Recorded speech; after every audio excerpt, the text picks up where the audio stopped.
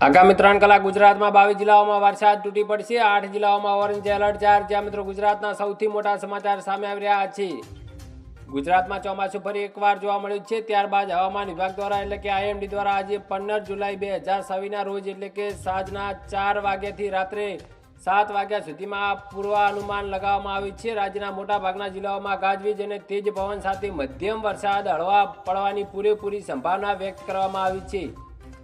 જ્યાં મિત્રો હવામાન વિભાગે વરસાદની તીવ્રતાને ધ્યાનમાં રાખીને અલગ અલગ જિલ્લાઓમાં આજે એટલે કે ઓરેન્જ અને યલો એલર્ટ પણ જાહેર કરવામાં આવ્યું છે। જ્યાં મિત્રો હવામાન વિભાગના જણાવ્યા અનુસાર આગામી 3 કલાક ગુજરાતના 8 જિલ્લાઓમાં છૂટછવાયા સ્થળો પર 5 થી 15 મીમી પ્રતિ કલાકની ઝડપે વરસાદ પડવાની શક્યતા જાહેર કરવામાં આવી છે। આ વિસ્તારો માટે ઓરેન્જ એલર્ટ જાહેર કરવામાં આવ્યું છે, જેમાં સુરેન્દ્રનગર, મોરબી, પાટણ, ડાંગ, નવસારી, વલસાડ, દાદરા નગર હવેલી જેવા વિસ્તારોનો સમાવેશ થાય છે। આ વિસ્તારો વીજળી કડાકા ભડાકા સાથે ઝાપટા 30 કિમી પ્રતિ કલાકની ઝડપે પવન ફૂંકાવાની શક્યતા પૂરેપૂરી લગાવવામાં આવી છે, જ્યારે વાદળથી જમીન પર વીજળી પડવાની પણ શક્યતા 30%થી ઓછી દર્શાવવામાં આવી છે।